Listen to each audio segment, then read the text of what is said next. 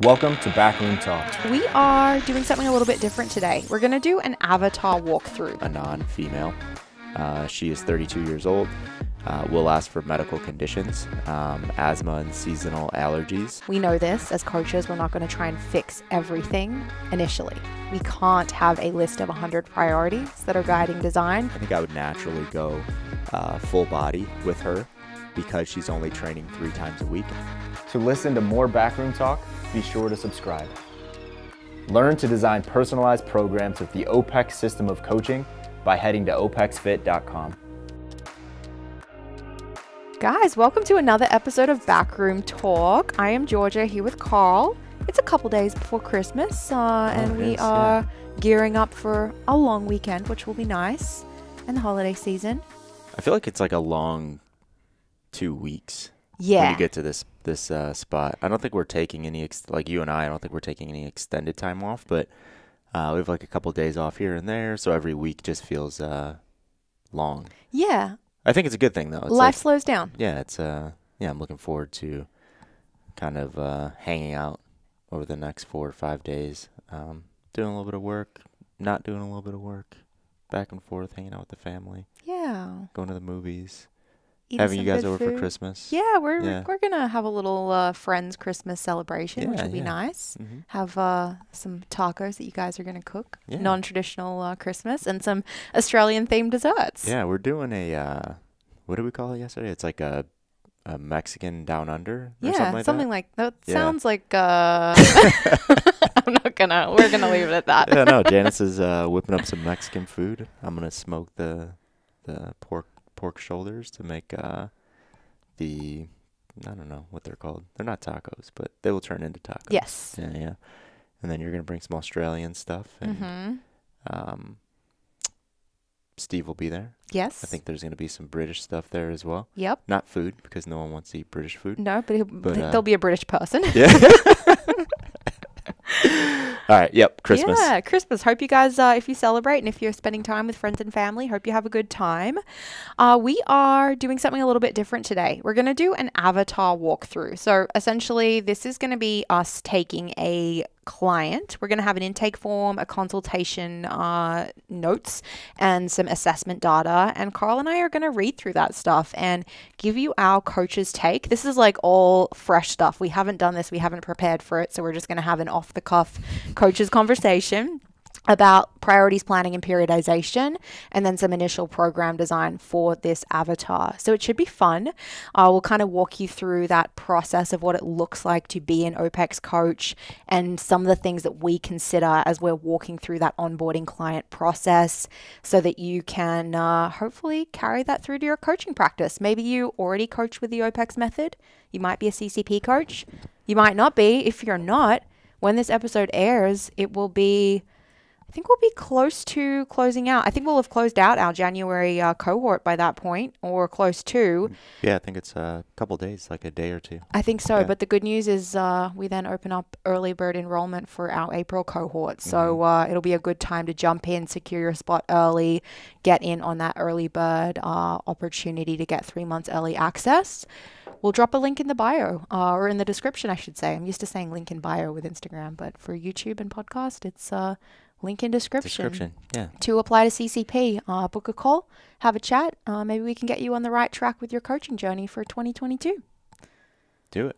Let's do it. Well, let's get underway. So we've got this avatar to walk through. Carl's going to start us off by reading through and sharing the intake form of our anonymous client. Yeah, definitely. Let's maybe give kind of like what the entire process is going to look like, and then back it up and then start it at the intake. So the entire process, we'll just call this like getting started with a new client. So what we're walking through today is, just imagine a client walks in, they sign up for your service, whether you sold them that service or not. They're working with you or you're working with them one-to-one. So that process is an intake process. So that's done digitally through CoachRx. So it's an intake form. And that's setting you up for your initial consultation. So that's 60 minutes face-to-face having a conversation with that person. So we'll walk you through intake. We'll walk you through the initial consultation let's just call it like Q&A that occurred in this initial consultation. And then we move to the physical assessment, which we call OPEX Body, Move, and Work. So we'll lay out insights in how this avatar performed in body, move, and work. And then we will transition to design, and that will do what we call the 3 Ps, which is priorities, planning, and periodization. And we're going to walk through this in a way that, we don't know what's happening next. So when I start with intake, we're going to walk through intake, and then we're going to take a second and we're going to recap initial priorities that occurred after reading this intake form. So as we go through this process, we just want to make sure that everyone's kind of going through it with us, right? So we're not going to talk about what happened in the physical assessment as we go through intake and intake noticings, because we don't know that yet, quote unquote, if that makes sense. Absolutely. And this is something we want to do with you guys in the future. We would love to get your data and actually be able to do the walkthrough with your avatar details in the future. So at the end of this podcast, we'll give some details on how you can actually go about submitting your intake, consultation, and assessment. So we can share our thoughts on what you should focus on in exercise, lifestyle, and nutrition. Yeah. If you guys like it, or if you guys are like, nope, this is stupid, we'll never do it again. Yeah. Let us know. Leave a review. Maybe we will do it. I don't know. We'll see. We do this so long as we have a good time. That's the most important thing, right? Exactly. If we're having a good time, everyone's having a good time. Yeah. All right. So intake. So the name of this client is Anonymous. Or are we going to make up should we make up a client name so that we're not like just talking about? To be honest, Georgia put ANON, and I didn't know if that was a name or I've never seen Anonymous. Is that a thing? Yeah. Anon? Yeah, I think that's Anon? shorthand for anonymous. I've never seen that. I thought it was just like, Anon. So Anon. Yeah. We'll call her name. We'll call her Anon. Okay. Yeah. It's Anon. There we so go. Anon is a female. Anon is 32 years old. So now we're going to walk through the intake. So the way that we do this, it's obviously the name, Anon, female. She is 32 years old.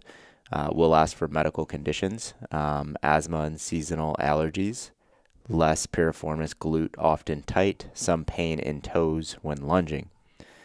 Why does she want a fitness coach? She wants to lose 15 pounds. She wants accountability and guidance in nutrition. She wants to avoid overtraining.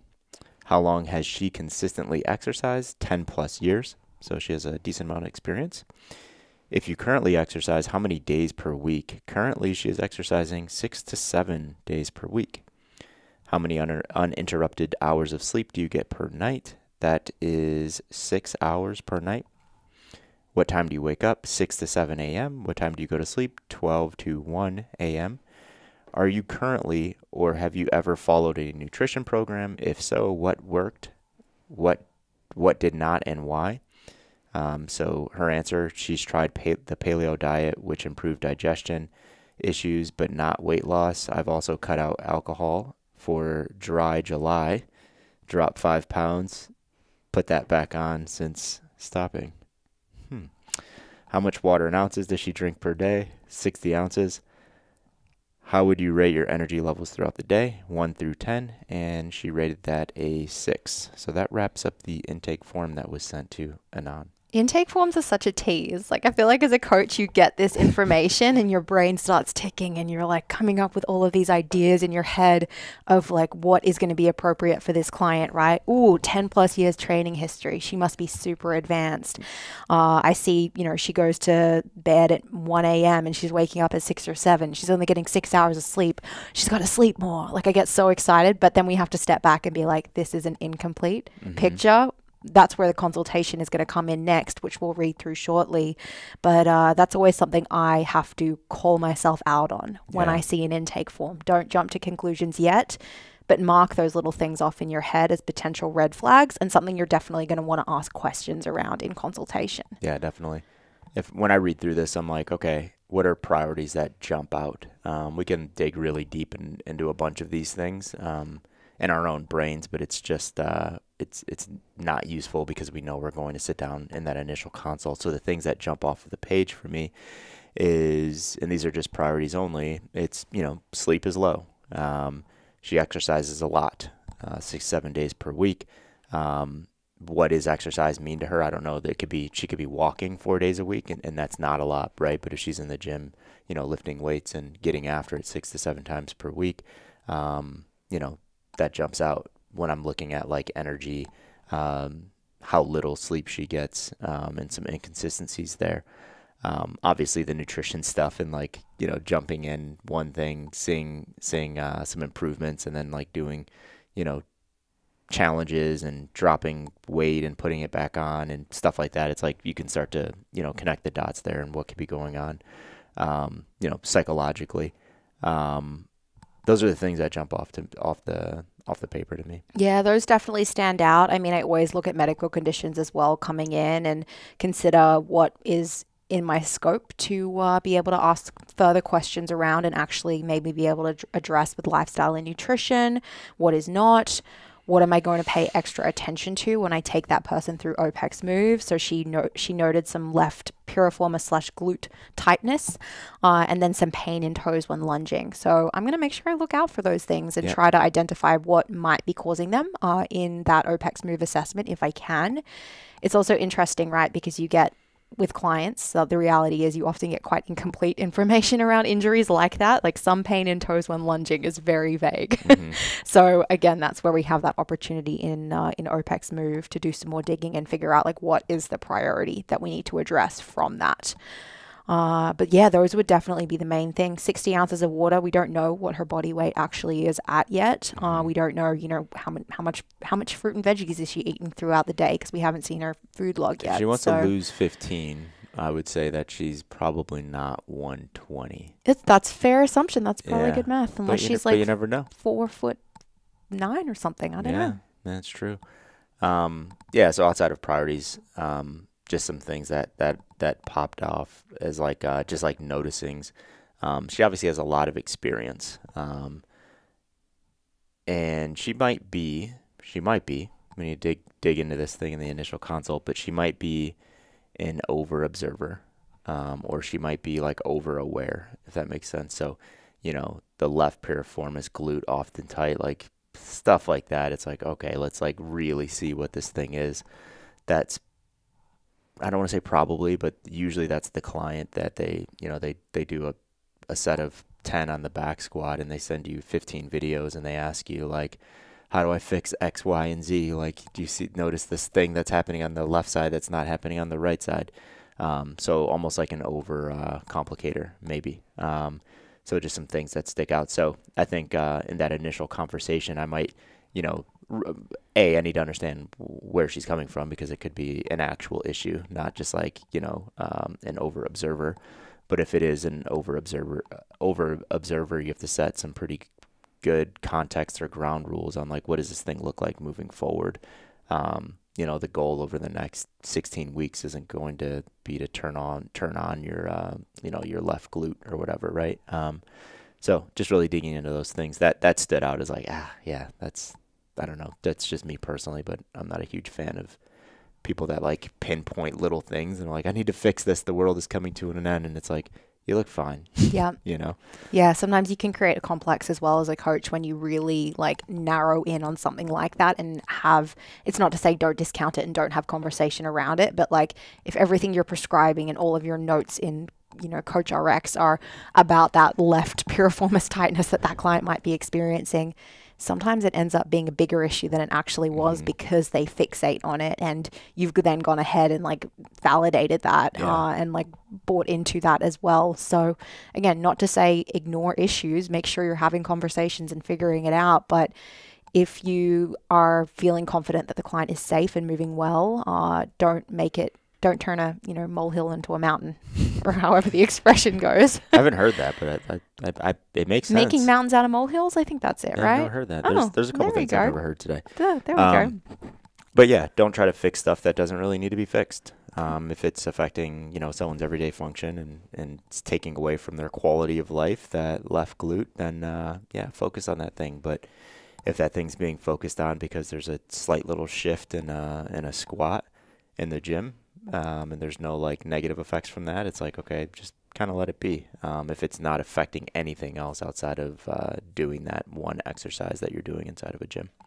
So that's our intake. We're going to move into initial consultation now. And this is the 60-minute opportunity you have to sit down with your client and dig deeper into what you saw in that intake, into asking questions around exercise, experience, why they want to hire a coach, what their resources and situation are like, what their priorities and values are. And we use certain questions to start to pull that out from people, help to connect what their goal is to their priorities, to have conversations around nutrition and lifestyle and what their behaviors are on a daily basis. So this initial consultation is that, again, first opportunity to really get to know your client. I think it's important to say that with that initial consultation, you're not going to discover everything about that person on that first day, right? Mm-hmm. Consultation is something that happens on a monthly basis. And I think as a coach, sometimes it can feel overwhelming to be like, I have to get every piece of information from this client that I need to know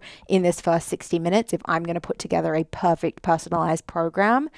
You definitely have to focus on the areas that matter the most and that are most relevant, because 60 minutes, if you've done it before, goes like this. Like, I just snap my fingers. It goes really, really quickly. So again, using the questions that we lay out inside of Coach RX and inside of CCP can help keep that conversation guided to make sure you're getting the most important pieces out of it. Yeah. Before you jump into this, I would just offer the things that you would want to walk away from this initial consultation with are build some rapport with that client. This is the starting point of this relationship. So if you go into this conversation just thinking about, I need to objectively or subjectively get as much information from this person as possible to build them the best personalized program, that's probably not the best way to look at it if the number one goal is to build rapport and this is the starting point of that relationship. You don't want to overwhelm this person. It might be their first time working in this model or working with a coach, or they may not feel comfortable with you quite yet. So building rapport, in my opinion, is number one. It's like that's the number one thing you want to walk away with here. Secondarily, we want to walk away with the client's experience in fitness and exercise and lifestyle and all of those things, their experience, and subjectively understand what their capabilities are. We want to identify big priorities or low-hanging fruit in lifestyle and in exercise. And we want to start to understand why they're here, why are they in front of us, what are their goals. You're not going to get there usually to a true, this is the outcome that this person absolutely wants to get to. You're not going to get there with a lot of people in an initial consult, because that is going to be so ever changing as this relationship continues and they start to get these exercise and lifestyle prescriptions from you. It might open their eyes to a new way of looking at things or doing things. So building rapport, understanding their capabilities and experiences, and starting to understand why they're in front of you and what their goals are. Absolutely. Well, let's walk through the initial consultation that has been filled out for Anon. So just imagine that her coach sat down with her, and this is her coach's notes that have been taken from that conversation. So what are your fitness and or athletic experiences? High school and college water polo and strength and conditioning in college. Since then, 10 years of doing group fitness classes, spin, bar, HIIT, body pump since college. Have you ever had a coach before? If so, what did you like and or dislike about that experience? So Anon has worked with a coach in college strength and conditioning, but since then, so she's 32 now, we're assuming she graduated probably about 10 years ago. She's only been doing group. What type of fitness do you enjoy doing? She enjoys cardio because it feels challenging. What gets you excited to go into the gym? She likes leaving feeling better than she walked in and enjoys body weight movements and circuits. What makes you dread going to the gym? Not knowing how to do an exercise. And sometimes she overdoes it and irritates her foot and her hip. How capable do you feel in the gym? Good with body weight and aerobic stuff. She's been exposed to lighter compound movements, but she feels some nerves. She feels nervous about heavier lifting. What is in your personal space? So she lists out new clothes and makeup, books, and her phone. Where do you spend most of your energy? And her answer there was walking her dog and also on dating. Where do you focus the most? Where do you focus your thoughts and your emotions?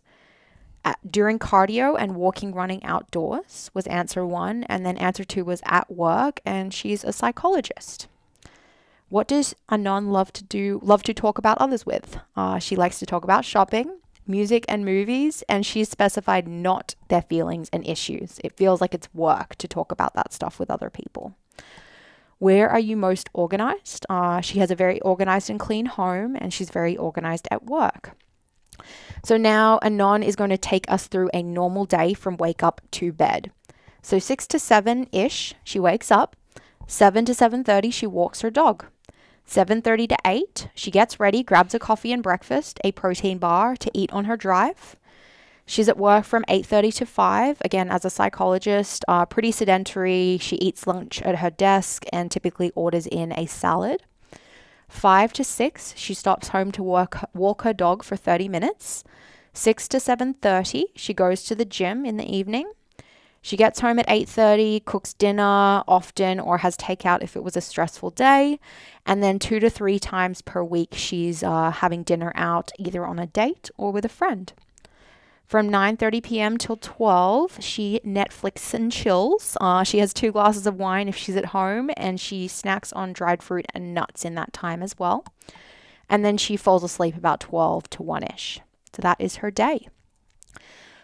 When asked, how is your energy throughout the day? She says she feels really tired in the afternoon. It gets energized around 7:30 p.m. after going to the gym. How much sunshine do you get in a day? In the winter, it's about 0 to 15 minutes. And then in the summer, it is about 1 hour when that sun is up walking the dog in the early morning and the evening. What is the quality of your sleep? She falls asleep immediately, but wakes up 2 to 3 times per night. How many bowel movements do you have per day? What is the quality of those bowel movements? She has 1 to 2 per day, and those are 4 to 5 on the Bristol stool chart. Remember, guys, that number 4 is ideal. What are your stress levels? She feels exhausted from people after work, and she just wants to unplug. And then she has some stress around dating and trying to find a good partner. There's a lot of duds out there. How often do you move during the day? She walks her dog for 30 minutes morning and night on top of her workout schedule. How is your food hygiene? She often eats lunch at desk and breakfast on the go. She has time to cook and eat dinner sitting down. What are your goals? Beginning to link priorities and values to them. So she wants to lose some body fat and feel confident in her own skin. She wants to focus on quality and not just quantity in exercise, and notices she can be a little all or nothing with her fitness. What goals has she set that show signs of coming true in the past?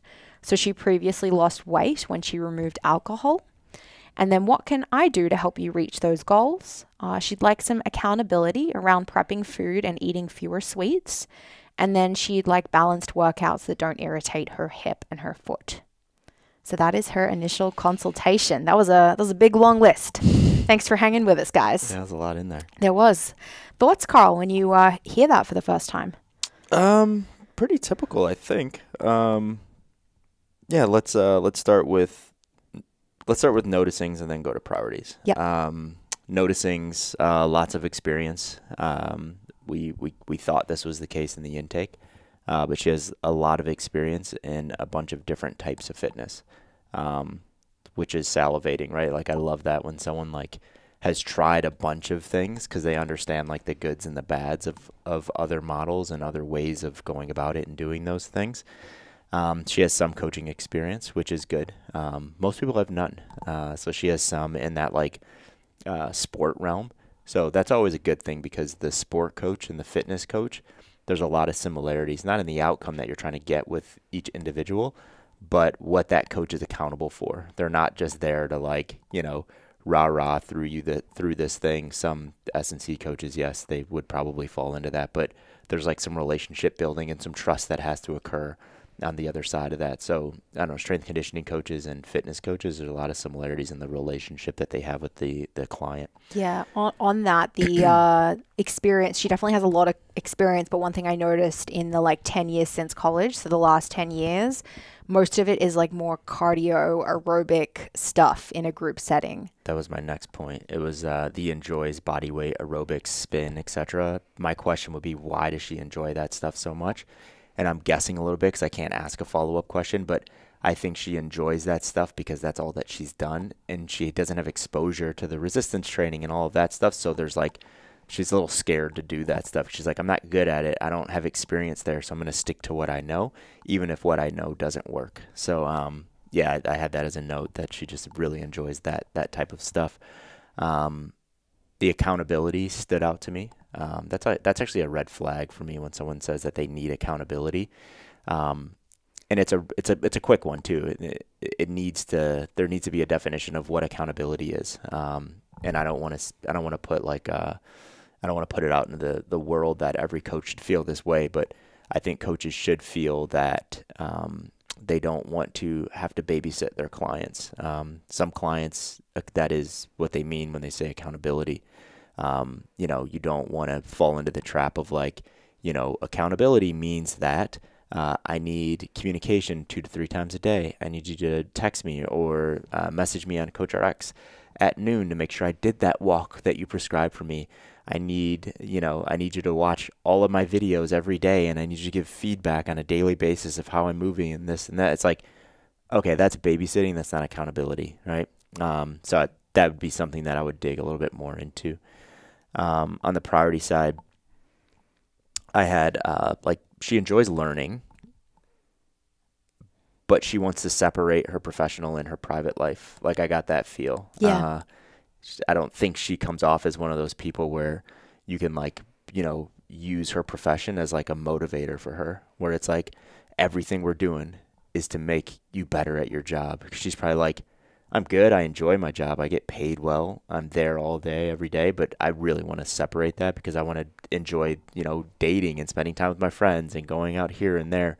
It seems like she wants to like draw this line, this hard line between professional and personal life. Food hygiene is an obvious thing that would need to be addressed. More movement throughout the day. She actually moves a decent amount, right? Like 60 minutes on average outside of the gym. That's good. But there's like a staleness that occurs, sitting in an office chair from 9 to 5 or whatever her hours were, and not getting any movement during that time. So that might be a priority. That's probably not the top priority, but that's probably a priority that I'd write down. And this is kind of do with the food hygiene, but just some better practices with food preparation might be beneficial for her. And I don't think it's the answer for everyone. Some people can get by just fine without ever thinking about preparing food, but it looks like her not being prepared is becoming a detriment to her, right? Where it's like, if I don't have something, or if it was a stressful day or this or that, I just opt to do this other thing instead, which goes against my goal. Like, I want to feel comfortable in my skin. I want to lose a little bit of body fat, so on and so forth. We don't know what those numbers are yet. So we'll see what those are, like where those numbers sit when we put her on the InBody. But that came to mind. And then finally, last 2 things were better sleep patterns to respect rhythm. I put maybe less alcohol due to awakening until we kind of got deeper into the initial consult, and then that changed into like an absolutely, we have to lessen alcohol because there's a lot of things around that alcohol consumption, right? Mm-hmm. Like the dry July, lost 5 pounds, gained it back because I can't stop drinking. Like, I noticed that I'm yo-yoing and it's due to my drinking. I'm waking up in the middle of the night. I'm having 2 glasses of wine before I go to bed. So there's a lot of things that are connected to that. So that is going to be the highest priority in my opinion, but that will likely have to be a slow play. Yeah. The snacking with the wine on the couch as well. Mm-hmm. I feel like that's a pattern that people fall into too. Connected to eating patterns throughout the day. That's probably something to pay attention to. Like, how much is she actually eating when she grabs that protein bar in the morning and orders that salad in? Is she getting adequate nutrition at breakfast and lunch times, so that when she goes home, she doesn't feel like she needs to have a snack after dinner? Yeah, definitely. So, yeah. And then finally, she has great poops. So that's good. Yeah, that's a win for Anon. Good poops there. The sunshine piece, I definitely noticed that as well. She says she gets 0 to 15 minutes in the winter and then 1 hour in the summer when she's walking her dog. But she's walking her dog at like 7 a.m. and then at like 5 p.m. Mm-hmm. So maybe looking at some like mid-morning, midday sun exposure. Mm-hmm. Cool. So that's our consultation. That's the consult. Should we go ahead and move into that assessment? Yeah, let's take Anon into the gym Yeah. Really quick. Just excuse us for a second, Yeah, guys. we're just going to And we're back. Yeah, so we just did the assessment. So yeah, we're going to walk through OPEX body, move, and work. So OPEX body, Anon is 135 pounds. Her body fat percentage came in at 23%. So normative ranges, we're looking at 18 to 28% for a woman. Skeletal muscle mass, she is 123 pounds of skeletal muscle mass. Basal metabolic rate, she's at 1417. Muscle fat analysis, we don't have to dig into that one. She's in I shape. If you guys are familiar with the InBody, you'll understand what that means. But that just means that she's generally balanced between body fat percentage and muscle mass. OPEX move, she's a great mover. She passed everything. So scratch test, air squat, toe touch, lunge, active straight leg raise, front plank. She came in at a minute there. That's what we're looking for. Reverse plank, a minute 37. We're looking for a minute there. And side plank, she came in at 90 seconds per side. So no noticings in movement. So we have someone that we're open across all patterns, which is always a good thing. Love it.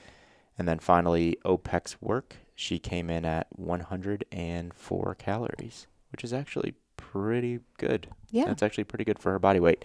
And, that makes a lot of sense with what she enjoys doing in fitness. Yeah, she loves the aerobic work. She loves to breathe and to sweat.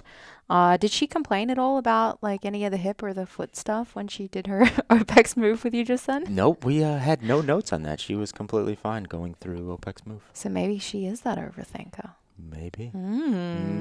So let's talk a little bit about priorities and what we're seeing based on this body move and work assessment. OPEX body, she sits in normative range, in a healthy range for what we would define for a female. Any thoughts there? What do you have that conversation with her? Do you say, actually, no, Anon, you don't get to lose body fat because you sit in a healthy range? What's that look you like? don't. Yeah, you don't. We can't discount her goals because, on paper or the InBody tells us that she's within ranges that are okay. Those normative ranges for her are relative, and those are different than the normative ranges that we look at for health. We need to make her aware, hey, these are normative ranges for health, and these are why these are the normative ranges for health.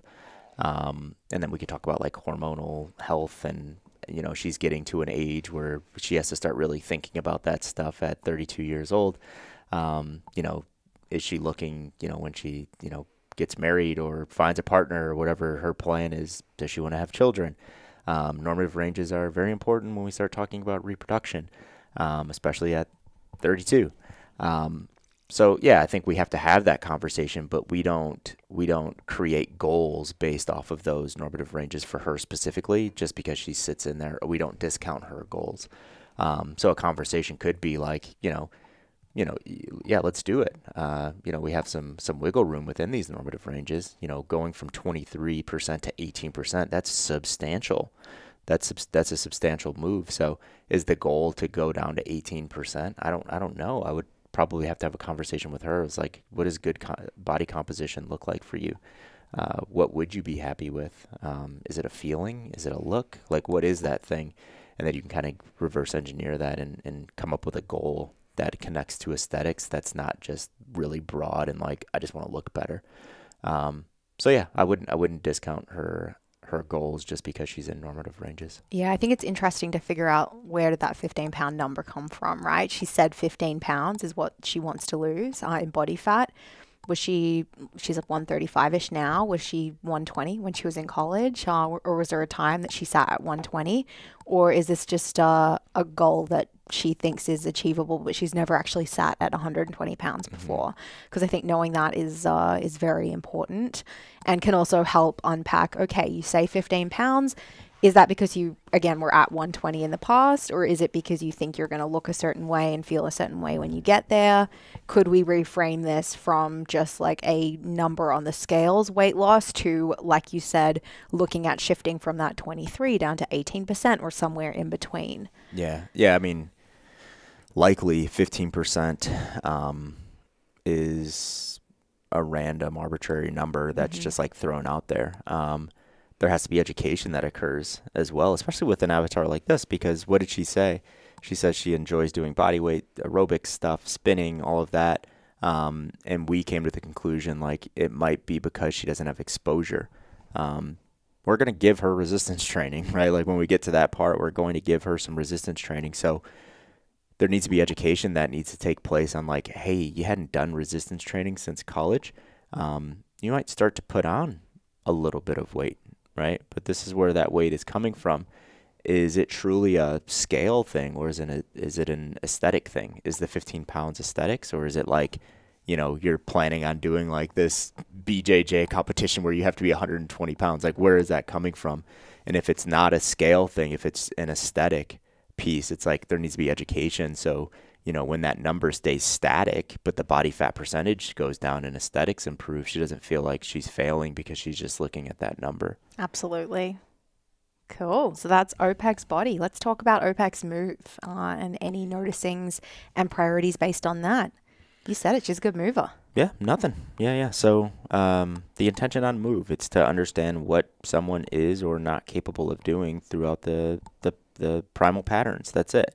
We're not doing these things to like, you know, figure out some super secret noticing or something that's going on with that client or an answer as to where we're going with the program. It's just like, hey, we just want to see how you move. A lot of these tests inside of this assessment is just, we're just gauging someone's ability to move through space and what we would just call like motor control. Do you have motor control in this pattern, this pattern, this pattern, that pattern? And there were no red flags here. So we essentially got the green light to move forward on all patterns with her. Yeah, and all patterns, that would be squat, bend, push, pull, lunge, and core as we break it up in OPEX CCP. Cool. And then OPEX work. She's 104 cals. You already said it. Pretty good score for her body weight. Any noticings there or anything you would carry with you into your prescription? Yeah, just had there in the notes that she really enjoyed it. So it was like a challenge for her, and she was pumped up to do it. You could tell she was a little bit nervous because she wanted to do well. And she finished, and she felt like she did well, and she said, I want some more of that. So that's the type of fitness that she enjoys doing, right? She has like that competitive background, and she hasn't been competitive in over 10 years.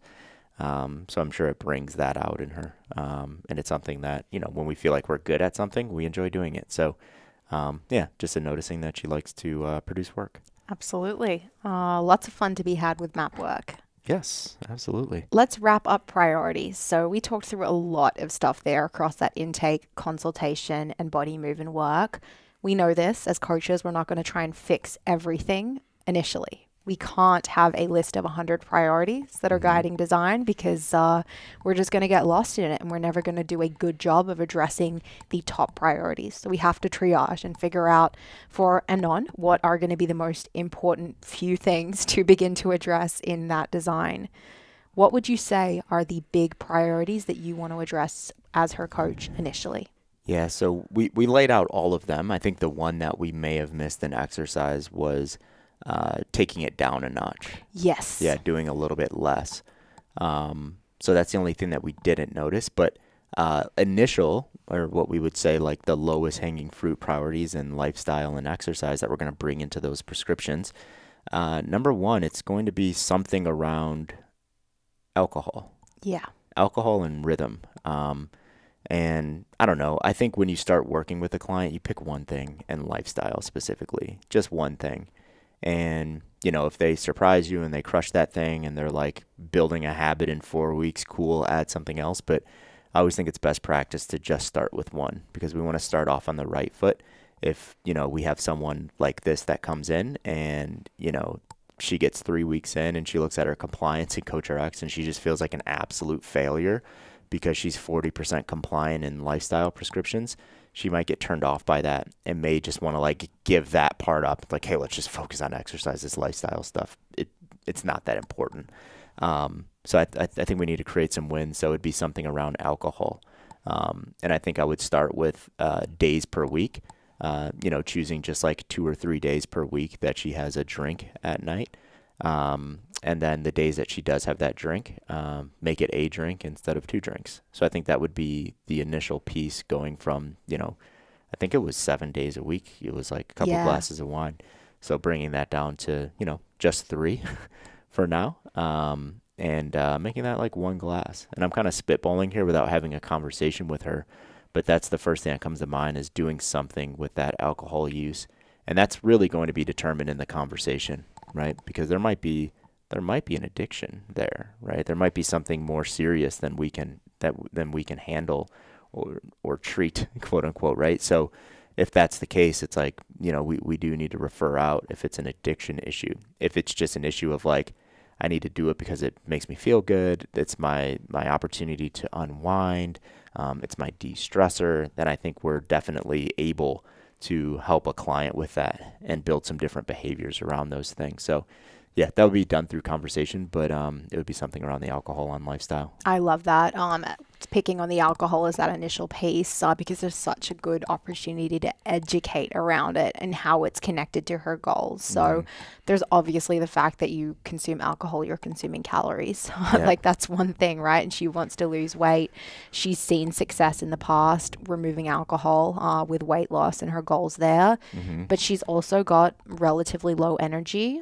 We can draw awareness to the fact that, she's sleeping a fairly short duration. She's having interrupted sleep, and alcohol does that to us, right? You tend to like black out, fall asleep immediately, which she is reporting when she's drinking, and then she's waking up and having really light sleep throughout the night as her body is like fighting to metabolize that stuff. So helping her understand what is going on and why that priority might be beneficial, I think is a really great start and a great opportunity for her to learn and educate herself. And again, like you said, she's pretty connected to what she does. She's pretty self-aware and self-observant. So I'm thinking she's probably going to be a client who enjoys being a part of that education process. Yeah, it could just be ignorance, right? Like she hears that one time, she's like, oh my gosh, I have a completely new way of looking at that. But yeah, just connecting like, your sleep is really low.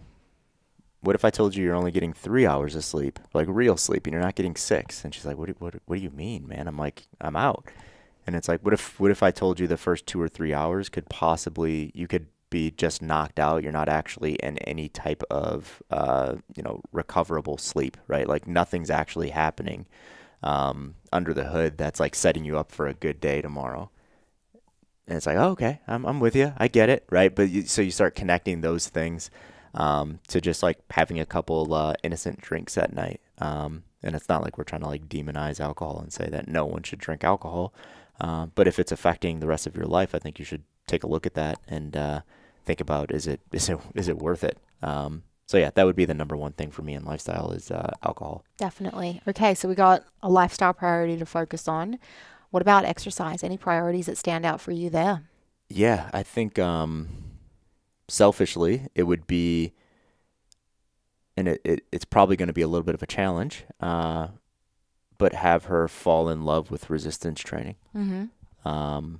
And do that in a way where you don't overreach with her in the design, where you do set her up for those intentional successes in resistance training, so that like negative thought on resistance training can be changed in a week of programming. That's it. Like she goes through 3 days, 4 days, whatever her program looks like, and immediately the next week she feels a lot better about resistance training.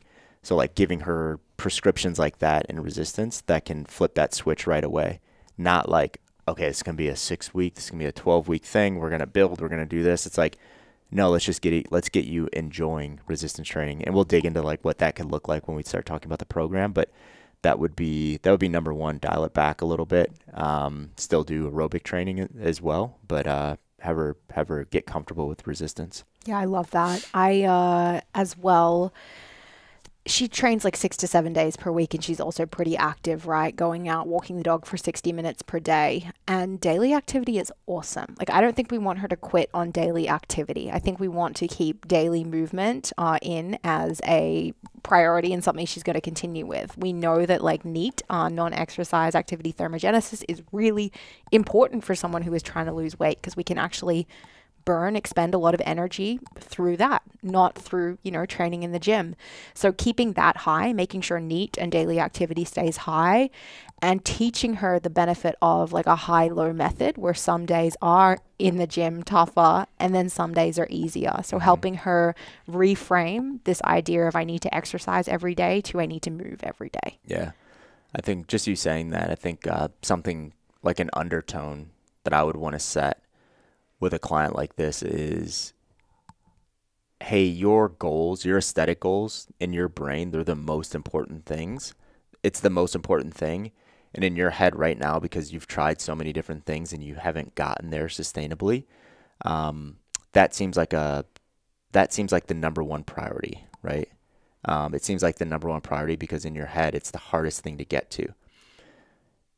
I would want to make her understand that it's actually not a very difficult thing to do if we put some other things in place. But the aesthetic goal will always be there, right? We don't want to discount that. We don't want to say you're 23% body fat. That's fine. You're in normative ranges. Let's not move that because that's healthy. Instead, I would want to say we can see that 23% going down while not even talking about aesthetics, not even making that the number one goal, but making like healthy lifestyle choices and behaviors and consistency and movement, like you said, like those things are the priority. And the aesthetic things that you're looking for are going to be a byproduct of that. And not only are they going to happen, but they're going to stay there forever as long as you stick on this path, right? So now that's almost, and the goal of that would be to take the light off of that. Take the light off of walk your dog for NEAT. Instead, it's like walk your dog because it's healthy. We don't even need to talk about NEAT. Like there should be something on the front end, maybe education on that, like you're saying. But who gives a shit? Like we're not tracking our NEAT. We're not tracking steps. I don't really care. You're doing it. You've built that as a habit. Continue to do those things. You're going to see some really cool things happen because you're doing that. And you're going to see some not cool things happen if you stop doing those things. But that's already a habit. You're walking your dog 60 minutes a day. You're exercising. Movement isn't an issue for you. Let's keep that there. Now let's patch up these other things, and the aesthetic things are going to come. So I think that changes. And I don't know. Like this is a person that's not in front of us right now. But I think having that conversation, I think a weight will be lifted off of her shoulders because she's like, oh shit, I can get there without obsessing over that one thing. Maybe I just need to think about these small things that I need to change, and I can get to that goal without even thinking about it. I know that was kind of long, but I think that would be like the undertone that I would want to set with working with this client. And that's probably a lot of my own shit because I don't want to talk about, NEAT and aesthetics and all that stuff with this like general population. Just has some really easy shit that they need to fix in lifestyle, and they can do that really quickly. I wouldn't want the focus of every conversation to be where's your body fat percentage. I'd want the focus to be where are we at on, sleep? Why are we still drinking 2 glasses of wine per night? Yeah, I mean, she's been moving a lot. She's obviously expending a lot of energy already if what she's reporting is true. Mm-hmm. As your coach, are you going to say, okay, let's go up to 3-hour workouts so that you're expending more energy, right? Like, yeah, where does that end? That's not fun. That ends in her thinking like, okay, I need to stay connected to this exercise thing and this healthy lifestyle thing only to lose body fat. Yeah. So when she loses that idea that she needs to lose body fat, what happens with the healthy lifestyle and all of that? Does it then go by the wayside? So yeah, I think we just all want to connect to something a little bit bigger than that. Not that that's not a big deal for a lot of people. I get it. It is a big deal. I care about aesthetics for myself, right? I don't track everything obsessively, or you know what I mean? Like, so I just say that to say that it is important to a lot of people. So I don't want to discount that. But if that's the reason why we do everything, what happens when we lose that goal, or what happens when we get to that goal, right? Like it's all the healthy shit that we built to get there. Is that now not important because we've already reached the outcome that we were aiming to? Yeah, let's let it be a byproduct to these healthy behaviors that we're doing for these other reasons connected to health and thriving and feeling amazing, not just to have awesome abs. Yeah. But hey, if you have some pretty nice abs as a byproduct. I think that's It's good not a bad thing. For most people. Yeah, we'll take it. Priorities. Did we miss anything? I don't think so. There's a lot in there. I think we hit a bunch, but yeah, those would be my first. Those would be my number ones for lifestyle and exercise, or those would be the priorities that could knock off 80% of the other priorities, right? Like if we could master those things, they could take care of the other stuff, right? Like, energy, water consumption, daily movement, all that stuff, right? It's like just decreasing alcohol with this person could actually make all of those things happen because they feel much better when they wake up. They hit, after lunch and they're not just like a zombie at her desk. Like, I just have to get through this day so I can go to the gym. She might be like, I feel great. I want to go outside and, go for a walk, take 30 minutes, right? Like fixing this one thing could actually, could cause a lot of movement down the road. Gosh, just like a quick side note. I sometimes feel like emotional about how powerful little lifestyle changes and healthy behaviors can be, and like how truly life-changing they could be. Like for Anon, our avatar who doesn't even exist, this is just a random person that we're talking about now. We can make her in the metaverse when we get into that shit. Yeah, well, Anon. But she has the power to like truly change the trajectory of her life if she implements these, like, I don't want to say they're easy because they're hard for people. Behavior change is really difficult when you've done stuff one way your entire life or for a long time. But when you take the steps to implement those like simple changes, not easy, but simple changes, it can completely change, the hopefully 60 or 70 more years that she has ahead of her. So do it or not. Yeah, the funny thing is it's like the implementation can be difficult. The answer is always so easy. Not always. Most of the time, the answer is so easy. Yeah. So as a fitness coach, your job isn't figuring out the answer. Your job is how do you connect that person to what you know to be true already? That's the difficult thing. Yeah. We just walked through, intake and we walked through onboarding, right? And very easily we have the answers in our heads. We're not saying these are going to 100% work, but we have the answers to move forward with an initial prescription. That wasn't hard at all. The hard part is going to be the back and forth and making sure that Anon is compliant to these things and making sure that these things actually have impact and they are moving the needle. So there's a level of patience. There's a level of educating. There's a level of, empathy and understanding how that other person is feeling.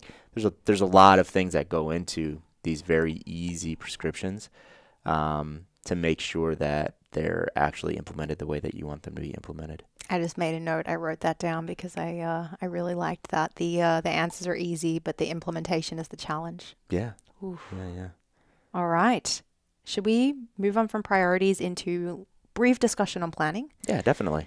We don't have like a resource or like an equipment list or anything like that for Anon, so that challenges it a little bit in the planning phase. But let's just assume she has access to a fully decked out gym, just like OPEX HQ. So she has everything at her fingertips. Yeah, I think, equipment-wise, it's like, yep, everything's a go that we need. You'll see this with a lot of clients that are either training in your facility or you're coaching them remotely and they're going to like a commercial gym or something and they're just like, I have everything. So she'll fall into that camp. In terms of, resources and everything behind that, it's like, she's a single woman, right? She doesn't have kids. She has quote unquote all the time in the world. So time's not going to be an issue. Yes, she works, but it's not like her job finds her on the road, 2 weeks out of the month or anything like that. So she has a fairly static schedule. So you could put some really good rhythm pieces in for her because her schedule is so static, or she's in control of her static because she doesn't have outside responsibilities outside of work. So with that being the case, we don't want to just like take all of her time and say we're going to use all of that in the gym or whatever the case is. So understanding that one of her priorities in that intake form was to not overtrain. I think I would start there. And it's like, how many times are we going to find ourselves in the gym? And what I would do with her is I would actually, depending on, the time of the year, I would spend a lot of good time getting some resistance training experience with her. So she's been training for 10 plus years. but she's almost like zero. She's zero on the resistance training piece. She did some in college. College was a decade ago. So there's been a little bit too much time in between her and her last back squat. So I think I would start with, something like 3 days per week in the gym and 2 days per week that are prescribed outside of the gym to do something recreationally, and then just her keeping up with her normal daily schedule. I wouldn't put in Coach RX like, make sure you walk your dog in the morning and in the PM, because she's already doing those things. So it's like, we don't want to just, prescribe things in Coach RX so we feel good about ourselves, or our clients feel good about themselves and checking the box on those things. The goal is to build habits and lifestyle. If we're implementing lifestyle prescriptions just to check the box, the goal isn't to build those things as habits. So the goal in lifestyle should be, we're prescribing this for an amount of time so we never have to prescribe it again. So walking her dogs does not need to be prescribed. We might have to prescribe, what time are you going to sleep, and what's happening around that sleep. So what's that sleep hygiene, and that alcohol piece would be a part of it. So in planning, I would think in my head, 3 days in the gym, 2 days outside of the gym that are intentional, keep with the daily stuff, and I'm probably going to implement the sleep stuff as well inside of there 7 days a week. Yeah, and just to clarify for the listeners, that like intentional movement outside of the gym, it might be hiking or going for a bike ride or going for a swim. That kind of like aerobic steady state movement, correct? Yeah, exactly. Yep, we would just call it like MAP 10 stuff. So yeah, she would just be doing some challenging resistance stuff in the gym 3 times per week. And for someone like her, you got it's like the beginner stuff, right? It's like, that made me really sore. Like, she might experience some soreness and some, you may have to really focus on recovering from session to session, and we'll talk about what we'll do inside of those sessions. But yeah, she's going to have to put some work in resistance training. So don't want to put too much in those sessions aerobically or anything like that. Let's just focus on that inside of the gym. I agree with you 100%. All right, periodization. So long term, or anything else to add on planning? No, I think that's it. Cool. So let's talk periodization for Anon. So we're talking about the long term plan here and what's going inside of that and how we're building out phases inside. I think it can be tempting to look at a client like Anon and be like, she doesn't need periodization. She's just like trying to lose some weight, and she just needs to move more. And we don't really need to think about 12 months out because, again, she just needs to move more. It's going to be fine. But for any client, having a projection of where you want them to be in 12 months from now and the pieces that are going to go inside of there to get you there, to get them to that point, I think is really important. So don't skip periodization for Gen Pop, but don't overcomplicate it either. Yeah, for her, just some notes I have is she would be, so we base a lot of what we talk about on training age and their experiences. No matter what her perceived training age is, in resistance training specifically, I'm going to classify her as a beginner, an absolute beginner. So for her, let's say we're setting out 12 months, I'm going to do all accumulation with her for those 12 months. And the reason being is it's not because of training age necessarily, it's because of the goal of the resistance training that we have inside of that, right? The goal is learning, right? Motor control. So motor control is done in accumulation phases. So we're doing a year of motor control movements with her. What's the difference between accumulation 1 versus accumulation 12? The difference is what's happening inside of that movement, how we're challenging motor control. Are we starting to think about extending motor control out and challenging that motor control and identifying that as strength endurance? Maybe she'll have motor control across the board in 2 cycles because she moved really well, but we haven't seen her move with external load quite yet. So initial plan would be 12 months, all accumulation blocks, something like 6-week blocks across the board. Maybe some, unplanned and planned deloads inside of there just based on life and vacations or whatever the case is with her. From an aerobic standpoint, I would probably do a couple cycles, maybe 2, 3, 4 cycles that are just MAP 10 and that intentional stuff outside of the gym. So I don't really need to classify those as like a MAP progression or an aerobic progression. So let's just call it, 2 to 4 blocks of MAP 10 and then starting to dabble into some progression, some like 10 to 1 progression. And what I would do is honestly, align that progression to the season with her. It's like, winter's starting to come and she's naturally going to spend less time outdoors. Let's assume she doesn't enjoy outdoor sports. She's not going to want to go on long bike rides down the icy road. So we're going to have to substitute those long bike rides to something indoors, and she can still, take her walks and all of that stuff and lifestyle. But in exercise, we could start to get more specific in progression and using aerobic implements in the gym when the season calls for it, because she has access to those things. Yeah, I mean, her goal is not to get as strong as possible either. It's to make some body composition changes. And yeah, she doesn't even have the like basic motor control she'd need to be able to express strength. So that's one factor there. But the second factor is like, again, knowing her goals. Like, do we need to have her spend a bunch of time in intensification phases? Probably not. No. Not right now, at least. No. And, we could build a lot of confidence in accumulation phases as well. You look at something that has a lot of time under tension, throw any movement in there. And that's, if you hadn't experienced that before, like for you and I, we'd look at like, a 5-1 X1 as like, oh my gosh, times 6. We're like, oh my, you can kind of just feel what that's going to, you can imagine what that's going to feel like for someone like her. And you explain what 5-1 X1 means, and what that's going to look like. She's going to feel safe there. She's like, okay, that feels comfortable. That feels like, a barbell isn't going to come slamming down on my head or anything like that. So we can start to build some confidence in those. And then, she'll start to feel it too, right?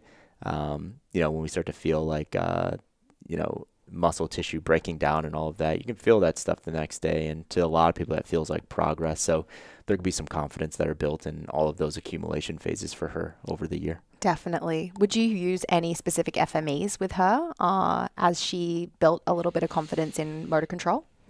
Maybe. Yeah, maybe. I don't know. Off the bat, I don't think it's absolutely necessary. I think I would just want to identify, does she have motor control in all patterns? So, I would look at motor control FMEs, but I wouldn't think about in this first year and like implementing any like specific like strength endurance FMEs. So like 20 RM goblet squats or like 8 RM per leg rear foot elevated split squats. I don't think I would go there right away. I would just want to master the movement. So FMEs like the static FMEs, that we used in the assessment, an unloaded rear foot elevated split squat, things like that. I would start to dabble in. Maybe I'd dabble with strength endurance and like core movements, bending movements. Maybe we're doing like some Sorensen holds and stuff like that, but nothing externally loaded. For sure. I guess one thing I'd be paying attention to throughout that year is like what motivates her in the gym, like what gets her excited to train. Does she seem like someone who's very goal oriented where she's like super psyched that over 8 weeks she went from doing 3 push-ups to 12 push-ups? Yeah. Like, is that something we might carry into year 2 where we actually, test a 5-minute AMRAP of push-ups at the beginning of the year and then look at that at 6 months in and so forth? So just beginning to identify as I get to know her on a month-to-month basis through consultation, what lights her up, what gets her excited to train. Did she fall in love with resistance training like we hoped, or didn't she? Because if she did, then it might be really enjoyable for her to test some of that stuff moving into year 2. Yeah, definitely. The FME that I would look at is OPEX body, though. That would be the one that I would test very often with her. So I would test, OPEX body every 2 weeks probably to get started for the first couple of cycles. And then as we got rolling, I'd probably move that to like once a month. But hey, that's the goal for her. And the things that we're implementing and the things that we talked her into doing in lifestyle, we promised that, hey, you'll see some secondary effects in this aesthetic piece. So we can't just forget about those things and make them completely secondary in what we're assessing. So that would probably be the biggest assessment piece that I would look at with her ongoing, because she said that was her main goal. So if she's compliant to the things that we're giving her, we need to check ourselves and make sure that those things are moving in the way that we thought they would move. And if they're not, it's okay.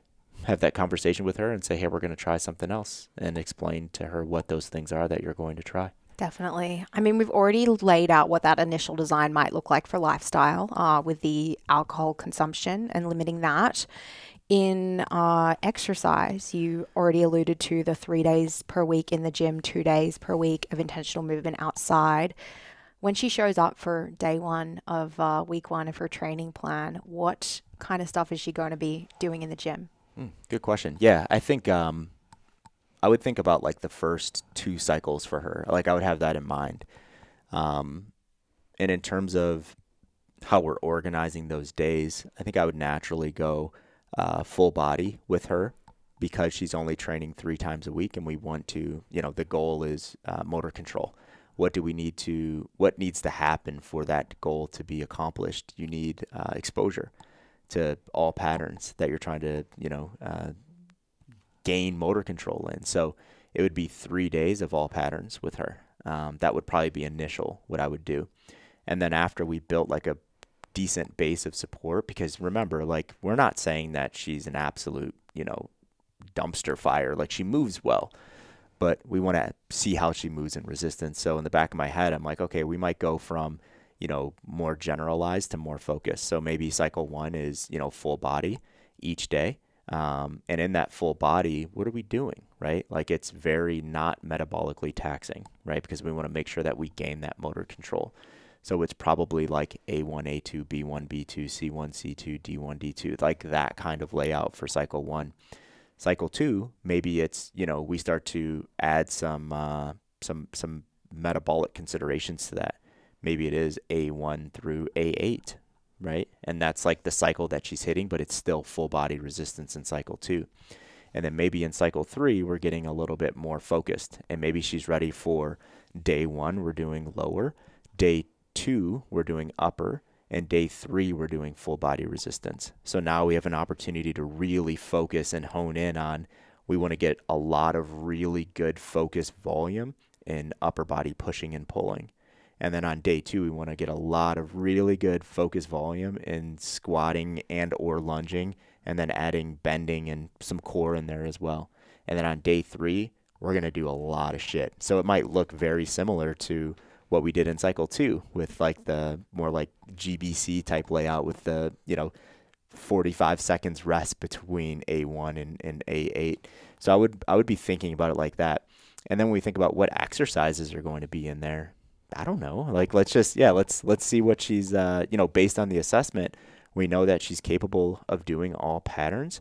And I would start it off with kid gloves because we want to, gain some confidence in those first couple weeks. So the first couple weeks will probably be exercises that do have a lot of time under tension. They will likely be not a lot of unilateral exercises for her because for a lot of beginners, when you start to get high time under tension and unilateral, you can just imagine what, 3 supersets, how long and taxing that is. It's a lot, right? And they get bored. So I would probably go bilateral with her, keep time under tension high, and get through the A1, A2, B1, B2, C1, C2, and she's out every day, and do that for 3 days. Love it. Initial thoughts? That's good. Do you have anything to add to that? I wish we had time to, but we're at we're at cap time, so we gotta wrap it up there. But guys, this was super fun.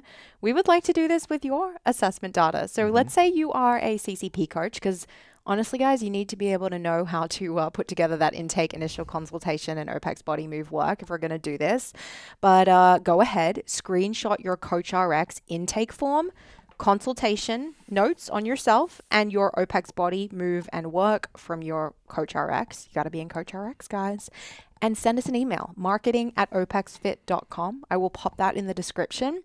Send that stuff to us. If you're interesting, we'll talk about your avatar. You're all interesting. Well, no, you're not. No, you're not. I'm not even interesting. So. I think it's all interesting, though. It really doesn't matter who you are and what your experience level is. Like, this stuff is super fun doing design on the fly like this. We definitely learn from it, and we hope you did too. So send that stuff in. We'd love to make you a part of this and make this a recurring segment. As always, go ahead, apply for CCP. We're wrapping up enrollment and opening 2022 enrollments really, really shortly. So go ahead, apply. We can talk about scheduling and when's going to work best for you. And you'll learn how to take your own clients through this process we just walked through. Awesome. All right, guys. Thanks, Georgia. Thank Thanks, you. guys. Bye. Bye.